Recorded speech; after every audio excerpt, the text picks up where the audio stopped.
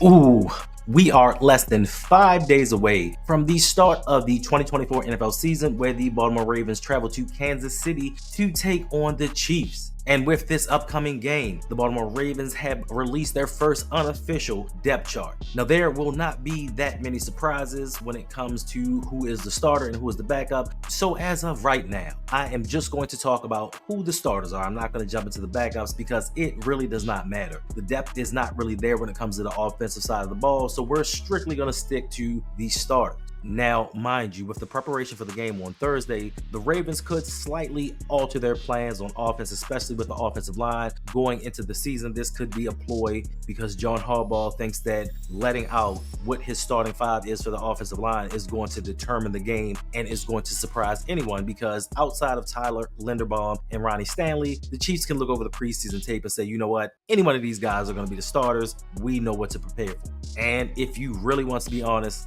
I don't think that these offensive linemen are scaring anyone throughout the league. So secret or not, what difference does it make John Harbaugh? It's just, to me, in my opinion, that he doesn't know which five that he's going to start, and that uncertainty may carry on over into the season. So let's jump into the 22 starters for the 2024 iteration of the Baltimore Ravens as it pertains to game one. Now, let's not forget, this is all unofficial as of right now. So starting off, we're going to go with the quarterback position, where of course the starter is going to be Lamar Jackson. Without Lamar Jackson, this team does not go anywhere. We don't win anything, and this team is not considered one of the best in the NFL. But this is going to be possibly a turning point season for Lamar, because he may have to carry a heavier load upon his shoulders once again with this offensive line. Even if this offensive line turns out to be as good as the Ravens expect them to be, if they believe that that athleticism is going to show, it is still going to take a little bit of time for some cohesion. So up until the point, especially with the five starters and Lamar and Derrick Henry not playing with them, they are unfamiliar with one another except for through practices. But once again, they are going against each other. They're not going against different teams, different schemes, different type personnel. So these will be the first times that as a starting group, they face opposite competition. But all in all, we expect Lamar to do Lamar things and show why he is the reigning MVP of the league. Next up, we have the starting running back, which of course is going to go to Derrick Henry. Now, last season, Derrick Henry had 1,167 yards rushing and 12 touchdowns. Can we expect him to replicate that same performance this season? It is hard to say. He, as a talent, of course, Derrick Henry can get 1,000 yards each and every year, but behind this offensive line, behind this scheme, how much the Ravens intend to utilize him, these are going to be the questions that are brought up throughout the season. Then coming in at the starting fullback position, we have HR. And I'm assuming that the Ravens are still keeping a fullback on their roster. The only possible reason is, outside of loyalty, they're going to use Rashard to kind of help chip block, help double team, help some of these young offensive linemen out, just so too much isn't being put on their plate. But being that we're having three new offensive starters, he can't help out all three positions on each and every possession. But I am sure that his blocking was a factor on him being brought back to the team. Next, at one wide receiver position, we have Zay Flowers, the second-year wide receiver coming off of his 858-yard season. He had 5 touchdowns, but the Ravens are looking for more production because we are looking at Zay Flowers as our number one. And potentially, and I also do believe that he can attain 1,100 yards. He is that dynamic. Let's just hope he's not overutilized throughout the season and too much isn't being put on his plate, because coming at the second wide receiver position, we have Rashard Bateman, where there have been very lofty expectations put on Rashard Bateman since he came out of the University of Minnesota. Now, the fourth-year wide receiver gets to show exactly what he has to do. He has his contract extension, so he doesn't have to worry about money. But what we are concerned about is health. Last year, Bateman did suit up for 16 games, starting 12 of them, but he only had 367 yards receiving and 1 touchdown. That's right, 1 touchdown. He played a career high in games, but he was only able to muster up 1 touchdown. Let's hope that he and Lamar can get into sync, because I really do believe that he is going to be the catalyst of this offense. Not saying that he is the most important player, but I do think that his role is being minimized because of all the injuries that he's had and his non-factor in the first 3 previous seasons. With the Baltimore Ravens having lack of weapons across the board. Now, I know they got Andrews, I know they have Zay, I know they have Derek, but just having Bateman perform at an average level opens up this offense even more and just gives teams more to worry about. So let's hope that Rashard Bateman can fulfill his first round promise. Coming in at starting left tackle, we have Ronnie Stanley.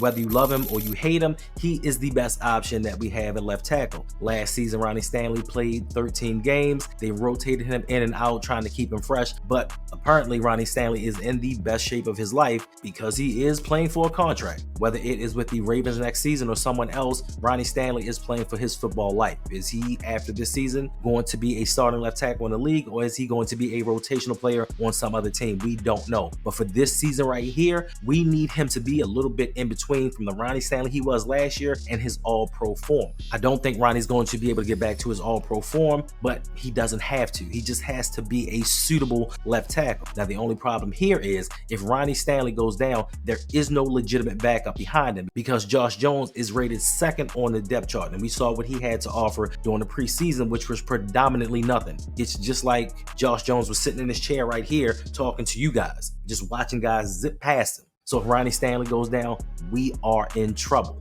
Now, starting at left guard, we have Andrew Friday the 13th Voorhees. And let's hope he is not Jason and kills our season. A lot is expected of Voorhees. A lot of hype has been put up saying that he would have been a second-day selection had he not been injured, but he was injured throughout college. Now, we are all hoping for the best from Andrew Voorhees, but for me personally, I would have liked for Voorhees to have at least 1 year where he was a rotational player, where he could get in a few snaps here and there, go in a few series, and actually learn the speed of the game. Yes, he played in the preseason. Yes, he's participated in practice, but for someone to come from nothing to starting left guard concerns me a little bit. He may be fine in the long run, but as of right now, he is an unknown. Is that there are known knowns and that there are known unknowns, but there's also unknown unknowns. Things we don't know that we don't know. What? There is an uncertainty with this offensive line that could hamper the Baltimore Ravens throughout the season. We just don't know yet. Now we have our starting center, Mr. I ain't got no worries, Tyler Linderbaum. As long as Linderbaum is healthy, we have no worries here. The Pro Bowl center is the best offensive lineman that we have. He recently just came back from injury. Hopefully this does not hamper him throughout the year because he is the leader of that offensive line. He sets the protections, and normally the way he goes is the way we go. So let's just hope for a speedy recovery and hope we have no setbacks with him, because behind Tyler Linderbaum is Nick Samak, and he is another rookie that if something goes down, we have to throw him into the starting lineup, and he was injured. So let's just hope Tyler Linderbaum hangs around for the full season, no issues. We cannot afford to lose people, especially Pro Bowlers. Then we have at starting right guard, the failed science experiment, the guy that we brought in to be a tackle and it didn't work out, Daniel Faalele. Now at right guard, this may be the only position that if Faalele is the starter and something happens to him, we may be able to bring in a replacement that may be better suited for the position. Love or hate Ben Cleveland, he may be the best option at the position, even though that Faalele's starting to try to get his feet wet to see what he can do. So if he actually goes down, we might be better off. I'm not wishing injury on anyone. His play may dictate how much time or if he stays into the starting lineup. And then coming in at right tackle, it's CeCe Peniston.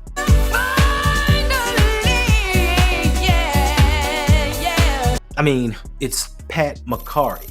No longer do we have Mr. Utility to brandish around saying he could fill. He is actually going to go out here and start to earn his money. Apparently, the Ravens feel at this juncture in time that Roger Rosengarten was not ready to start the season. This may be the one and first smart thing that the Ravens did, in my opinion, as far as this offensive line goes. If Roger isn't ready, don't put him in there. If Patrick McCarty is one of your 5 better offensive linemen, you put him in. I don't give a damn what value he has backing up which positions. If he is one of the better guys blocking, if he's one of the guys that can keep Lamar safe, you insert him into that lineup. And for once, this is something that the Ravens finally did. But of course, they would do this during the final year of his contract so he could ball out and earn himself a boatload of money and go elsewhere. Is that not the Ravens way?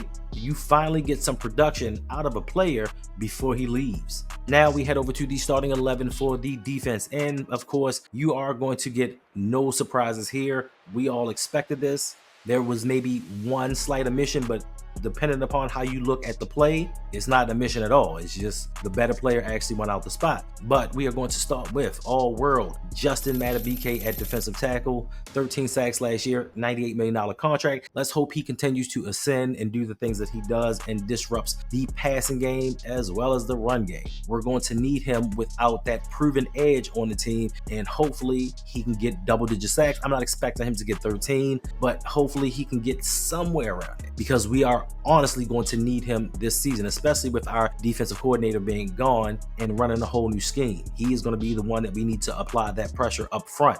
Then coming in at nose tackle, we have Michael Pierce. No surprise there, but at the other defensive tackle position, they are starting first rounder turned third rounder, Travis Jones. Now, it has been no secret that since Broderick Washington has gotten paid, his play has regressed and Travis Jones has looked that much better, so he has been inserted into the starting lineup. Then we have on the edge, Oday Aboushi. We're expecting Oday Aboushi to take a large leap in his 4th year, because this is the year out of all others we need him the most. We don't need 3 sacks. We don't need 5 sacks. We need this guy to get between 9 and 13 sacks during the season. He looked a lot better last year after he slimmed down and tried not to be as bulky. There was a lot of potential shown from him last season, and hopefully he continues that ascension to be the pass rusher that the Ravens needed when they drafted him in the 1st round. Coming in at the Mike linebacker position, we have Mr. Do-It-All himself, Roquan Smith. No surprise there. Leader of this defense, the best linebacker in the league. Then manning the will position, we have Patrick Queen's replacement, Trenton Simpson, who has looked outstanding during the preseason. He, for all intents and purposes, looks like we have not missed a beat losing Patrick Queen. Hopefully he can continue his preseason rise and continue it all through the regular season, because we are going to need him in this defense to probably carry the team through at least the first 3 weeks of the season. Then at the Sam linebacker position, we have Kyle Van Noy, the 33-year-old who had a career year last year. We're not expecting him to have another career year, but we're expecting him to kind of lead these edge rushers and at least be serviceable, because right now as a pass rush, things are really undefined. So for him to take a step forward and actually be that guy that we saw last season, it's going to help out a lot, especially with losing Jadeveon Clowney. Then manning the first cornerback spot, we have Brandon Stephens, who had an outstanding year last year. He is in a contract year as well, so I expect Brandon Stephens to ball out and make a boatload of money. Eric DeCosta spoke recently about Brandon Stephens, saying, we'll try to keep him, but we don't know how these things are going to work out. So if Brandon Stephens has a season like last season, teams are going to covet him and he may be gone. And speaking of being gone, the next cornerback is Marlon Humphrey. Now, I don't know what's going on with him, but he's been doing a lot of talking on social media like he wants to win a championship this year, like he knows he may not be on this team next season. But we need Marlon Humphrey to get back to the all-pro Marlo that we used to know. Hopefully all the injuries are behind him. We need him to be a lockdown corner, because this is supposed to be a no-fly zone in Baltimore. Now coming in at the free safety position, we have Marcus Williams. This is another gentleman who the Ravens paid handsomely, who we need to stay healthy. The Ravens are just a better team with him on the field. So if he can stay healthy and continue to do what he does, the Ravens are in good hands. And last but not least, coming in at strong safety, we have possibly one of the next Raven great defenders, possibly a defensive player of the year candidate in Kyle Hamilton. We just need Kyle to be Kyle and do the things that he does. The Swiss Army knife of the Ravens defensive backfield, of which we don't really have too many concerns with outside of the edge position, which may not be that big of a concern because we had this concern last season. Everything seemed to turn out just fine. So hopefully we can replicate that. We don't have to lead the league in sacks, but we do have to get pressure on the quarterback. But this is why we have this all-star secondary to shut teams down just in case we don't get home. And this, everyone, is the Baltimore Ravens' first unofficial depth chart. So make sure you come back for my next video where I will preview the Baltimore Ravens and the Kansas City Chiefs upcoming game on Thursday night, in which the Ravens should win. But even if they do not, even if the Baltimore Ravens happen to lose this game, the one thing that I want to see is consistency from this team. I want to see a good showing. I want this offensive line to at least look decent. If we lose and the offensive line looks like there is promise there, I have no problems with it. You're going into the home of the defending NFL champs on a Thursday night where your starting offense has not played a down together during the preseason. If they lose, they lose. I just am going to look for the aesthetics of it. So until that video,